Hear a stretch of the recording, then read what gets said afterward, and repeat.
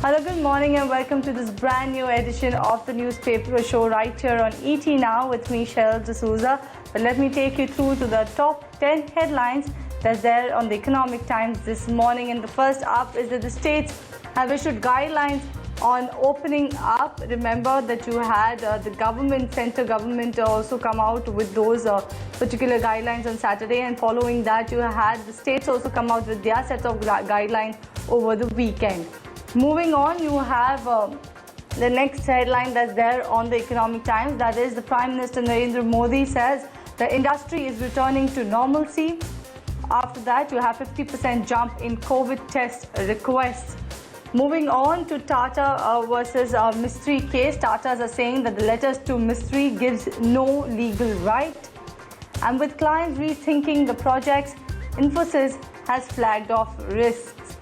Moving on to the airline space, you have airlines. They've put expansion of fleet on hold. Remember, they are the ones that are most hit also by coronavirus, along with the hospitality segment.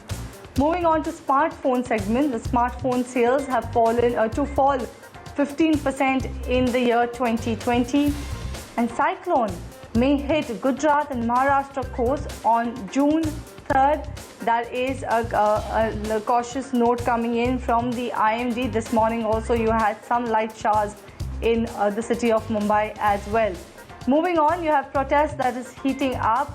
Curfews have been imposed in United States, in certain cities in United States. And moving on to US President Donald Trump wants India as well as Russia to join the G7 group.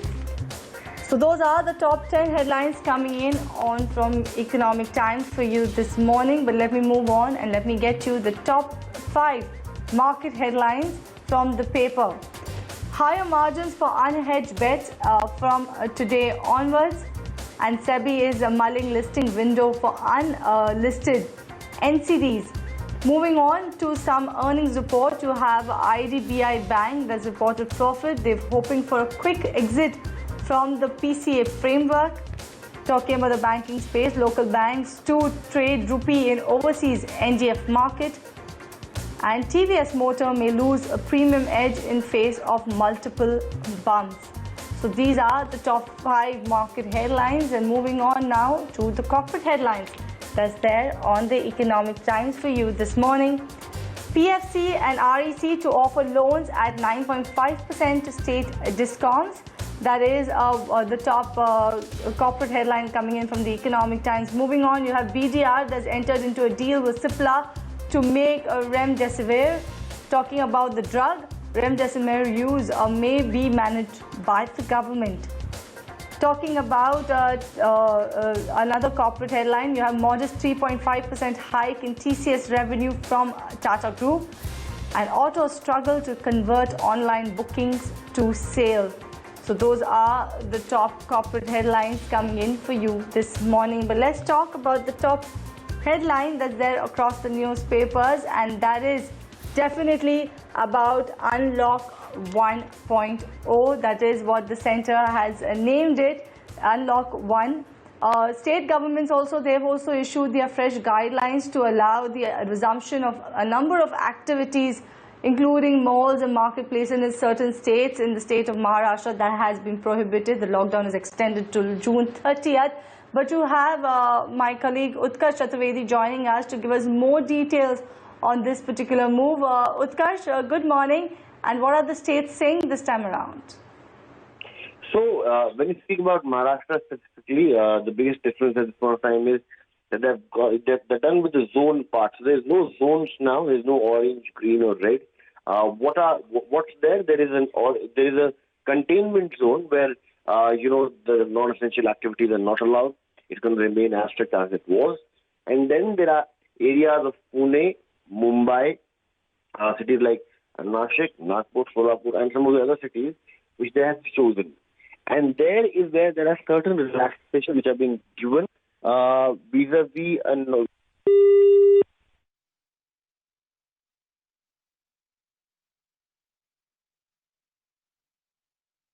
Lost that line from I believe we've lost that line from Utkarsh, but to sum it up, states also have gone ahead and issued their set of guidelines on the opening up of some activities in the areas. So that is what Utkarsh was summing up for us this morning. But let me move on now quickly to the top 5 headlines coming in from the Times of India for you. And first off, Maharashtra lifts many curbs but has gone ahead and extended that lockdown till right up till June 30th. That is the top headline that's coming on the Times of India for you. Moving on, you have highest one-day jump in COVID-19 cases. Moving on, you have 2,484 cases and 89 deaths in Maharashtra. Mumbai toll is now at around 1279. That is of 24-hour data coming in on the cases. Moving on, you have railways. They will resume operations. 1.45 lakh to board 200 trains today. And retailers threaten to exit malls. So those are the top 5 headlines coming in from Times of India for you this morning. And staying with Times of India, here is a story that is Prime Minister Narendra Modi held his Mann Ki Baat yesterday, and it's here on Times of India. Here is the story where it says that the Prime Minister is saying that the curbs have been eased, but we cannot lower guard, and that is absolutely true. What the report actually goes on to say that the day before further easing of the lockdown with significant curbs restricted to containment zone, Prime Minister Narendra Modi struck a note of caution and asked people to guard against complacency, and while emphasizing the need for physical distancing, use of masks, and practice good hygiene. He's saying that the lowering guard is not an option, as he referred to the plan of resumption of rail, domestic air travel, and reopening of substantial chunk of the economy. And that is Prime Minister giving his note to the nation in Mann Ki Baat that he held yesterday. And like he rightly said, you cannot lower your guard even if there is resumption of services. But let me talk about another story that's there on your Times of India front page, and that is railways. They will resume their operations. There are more than 1.45 lakh passengers will board the 200 special express and mail trains from Monday, that is today onwards, when the railways restarts its operation. The state-run transporter said that it was monitoring booking of tickets and would soon take a decision on resuming operations of Duronto, Shatabdi, as well as Garib Rath trains. So this is the story that's there on Times of India. They're also attributing some information to sources, and that is, they're saying the sources have said that Maharashtra, Jharkhand and Andhra Pradesh have expressed their reservations about trains and number of stoppage in these trains. In a late night response, Railway Ministry said that all trains are running as per plan. So that is another big news that is coming in for you on the Times of India this morning. But from Times of India, let me move on now to Economic Times for you, and let me take you to the top story that is there in the ET market space. That is the page 7 in the Economic Times today. And let me just give me a moment while I flip the pages for you. Here you go. This is the story that I'm talking about. There is higher margins for unhedged bets from today onwards. But what does the story actually mean? What does it cover? I have my colleague Jayesh standing by to give us more details on the story. Jayesh, a top story that's coming on the ET markets page, and what does the story talk about? So essentially, NSE has been working on this new framework, which is for the FNO margin system, and that comes into effect today. What it will actually do is risk takers will have to pay more margin in order to participate in derivatives instruments. Now, the new margin rules also encourage safer strategies like hedged positions, because the unhedged positions can lead to unlimited losses for traders as well. Effectively, what happens is in case you have an unhedged position, the margin is likely to go up by anywhere around 20 to 25%. And this is because that the exchange has raised the price scan range, which is the technical term or the part of the span margin that is going to go up. For an example, Nifty futures, if one had to buy one lot of Nifty futures on Friday, the margin would be about 1,10,000 rupees something. However, that is set to go up today to as much as 1,35,000. So there is a 25,000 rupee difference in the margin that needs to be collected. So a lot of brokers this morning will actually be, making a lot of calls to their clients to get the new margin system into place. What it actually does is that the regulators have been tightening margin requirements for the F&O segment in the last couple of years. And this is essentially done in order to curb unhedged positions or naked positions, as they are popularly called in the market, because a lot of times retail participants actually get caught on the wrong foot. So this will actually curb that. On the other hand, I have been talking to a lot of derivatives players over the weekend, and they are quite enthused about this move because, in effect, what it does is a person who has been, running various strategies which are hedged in nature, they actually get more leverage, and that is why we could see some increased volume activity in today's session.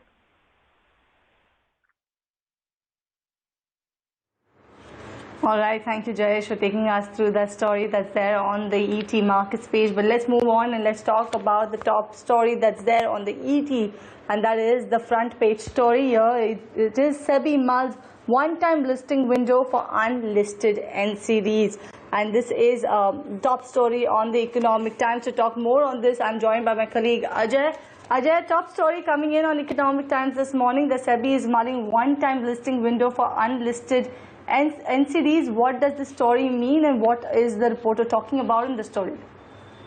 Well, that's correct. A very interesting and very innovative move coming in of being spoken about, which SEBI may actually allow, because this is unprecedented and perhaps not a norm but a one-time window which will be provided for existing unlisted NCD holders. Why this is happening is that liquidity, though abundant in the banking system and as well as assured by the RBI, there are certain sections of the financial markets which are still starved of liquidity. So the papers are not getting traded, which are also held by mutual funds. And we've already seen that mutual funds like Franklin, etc., held on to some of the paper which they bought earlier, which now they are unable to really trade in the markets, and they are stuck. And hence the investor money gets stuck in the entire process. And the SEBI actually guards the interests of the investors, and hence they would not want that to happen. So this is a source-based story that this illiquid paper would also be slightly on the lower, on the rating side, would be allowed to be traded on the window. This opportunity which they are actually providing one-time window, where most of the mutual fund guys who are stuck with illiquid paper can actually offload it and get some liquidity. And because this rise in risk aversion is leading to no trades happening in some of those illiquid papers. So this will help mutual fund companies ease stress, and they can in turn pay off their investors. So this is actually to ensure the money of investors can actually go back.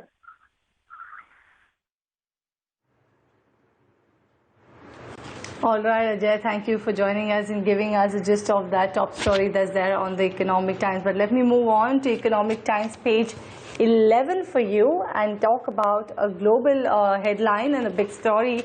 That is, US President Donald Trump has postponed the G7 meet, and he wants India as well as other nations to join for that meeting. So US President Donald Trump has suggested expansion of the group of seven, saying the G7 is a very outdated group and that India, Australia, South Korea as well as Russia should be included, and they should think about recalling the group as G10 or G11. He also said that he's postponing the next meeting of G7, which the US is hosting right up to September or to November, yes, owing to coronavirus concerns. You had German Chancellor also say that she would not go down to the United States to attend this meeting, and now the meeting is to be postponed either to September or to November. He also said that he had roughly discussed the idea with the leaders of the 4 countries that he would like to add to G7. So here is Donald Trump proposing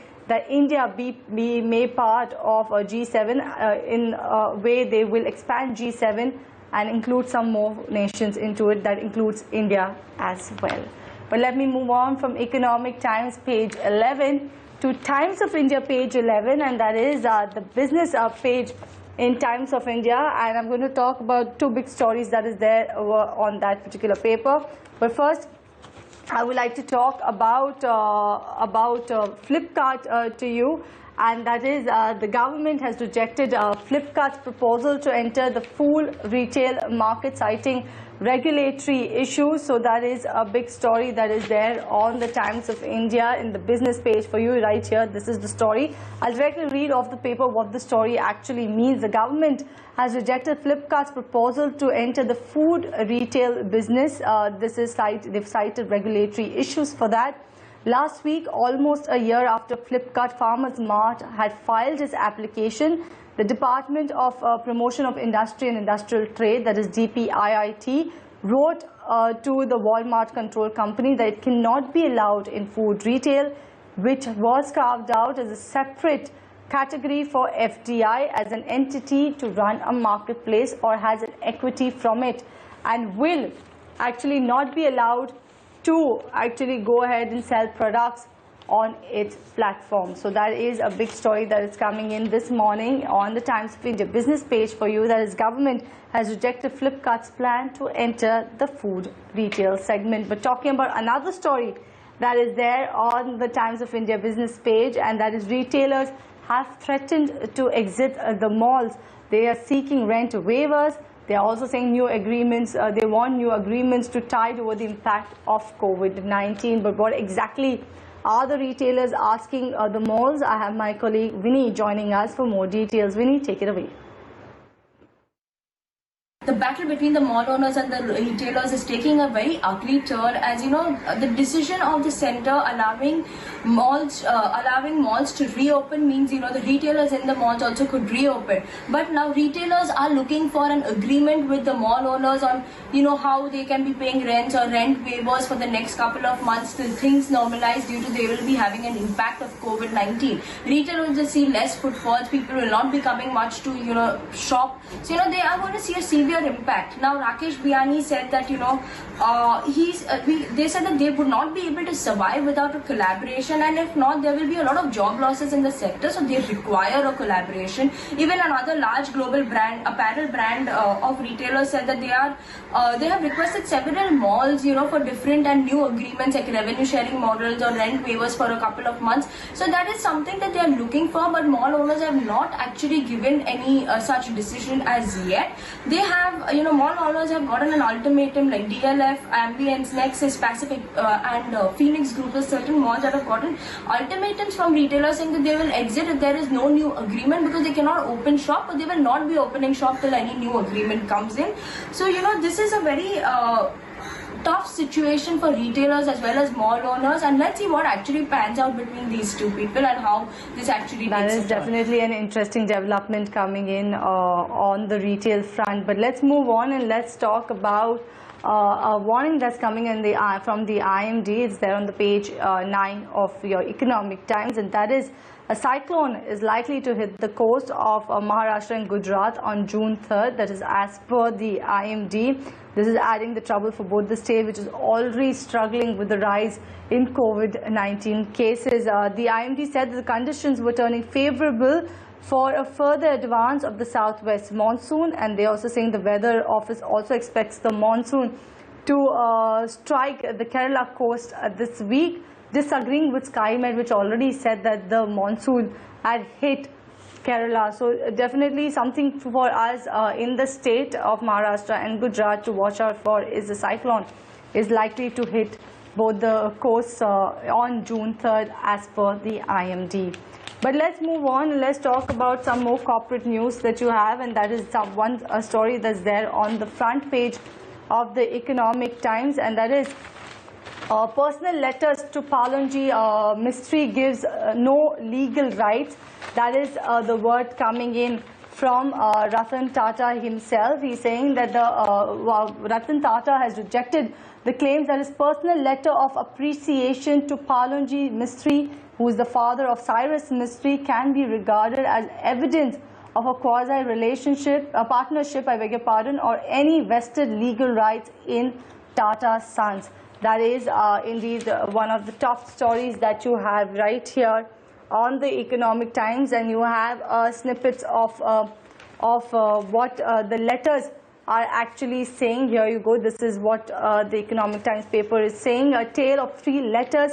Cyrus-Mistry has filed a plea in Supreme Court to place on record the 3 letters written by Ratan Tata to Tata-Mistry during many years of their business association in support of his claims, and Ratan Tata has opposed this particular move, and Ratan Tata is saying that the personal letters to Tata-Mistry gives no legal right. So that is another top story that is there on the Economic Times, right on the front page for you.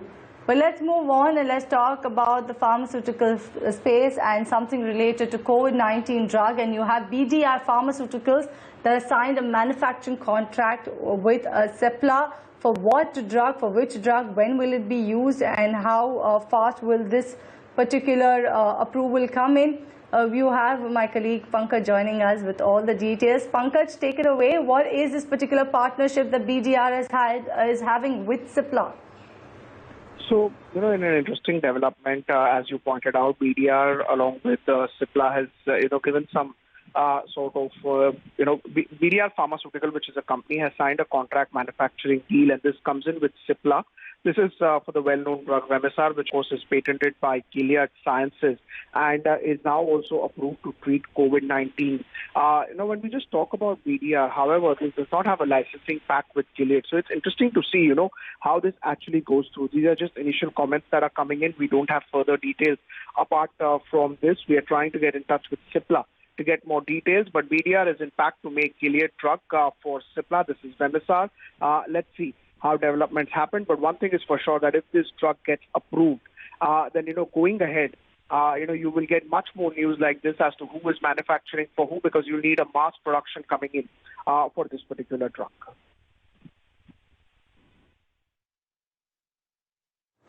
All right, Pankaj, thank you for taking us through that important development coming in the pharmaceutical space with regards to the COVID-19 drug. But with that, it's a wrap on this edition of the newspaper show. Thank you for watching, but stay tuned to ET Now for more news and updates.